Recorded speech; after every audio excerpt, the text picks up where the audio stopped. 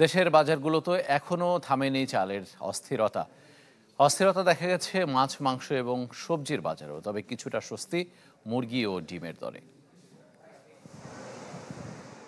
কোরবানির ঈদের পর থেকে চালের বাজারে অস্থিরতা থামেনি, বরং প্রতিনিয়ত এক প্রকার বেড়েই চলছে দাম। প্রায় সব ধরনের চালের দাম মানভেদে বেড়েছে, বস্তা প্রতি 100 থেকে 400 টাকা। দাম বৃদ্ধির জন্য বিক্রেতারা দুষছেন সিন্ডিকেট ও মিলারদের কারসাজিকে। দেশে কিন্তু ধান চালের কোনো অভাব নাই, পর্যাপ্ত পরিমাণ দান আছে।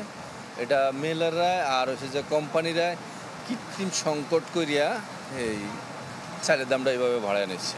বর্তমান চালের বাজার আগের তুলনায় অনেকটাই বেশি। এটার একমাত্র কারণ হলো সিন্ডিকেট। সবজির বাজারে ক্রেতার দাম বৃদ্ধির দাবির সাথে বিক্রেতাদের বক্তব্য পুরোটাই উল্টো। বিক্রেতারা জানান, কোরবানির পর থেকে যে দাম ছিল তা এখনো বিদ্যমান। আবার দর নিয়ে অভিযোগ থাকলেও কেউ কেউ সন্তুষ্ট এই দামেই।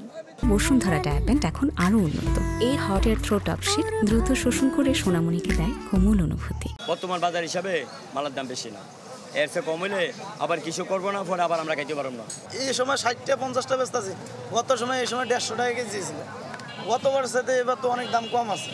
সবজির দামটা একটু হাই এখন, ওই যে বেগুন এবং অন্যান্য এবং কাঁচামরিচ একটু বেশি। সবজি তো রিজনেবল আছে, কয়েকদিন যাবতীয় একই অবস্থা চলতেছে, সবজি রিজনেবল আছে।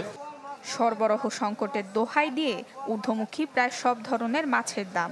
তবে বর্ষায় নদীতে পানি বাড়লে মাছ বাড়বে, তখন মাছের দাম কিছুটা কমবে বলে জানান বিক্রেতারা। নদীতে তো মাছই নেই, দেশি কি নদীতে মাছ থাকলে সে দাম কমবে। সামনে থেকে যখন পানি বাড়বে, মাছ ছোট মাছ বড় হইব, এই সময় ধরা পড়বো, মাছের দাম বিক্রি কমে যাবো। কিছুটা স্বস্তি মুরগির বাজারে। প্রতি কেজি ব্রয়লার বিক্রি হচ্ছে 150 টাকায়, সোনালী মুরগি পাওয়া যাচ্ছে 300 টাকায়। অন্যদিকে ডজন প্রতি ডিম মিলছে 120 টাকায়।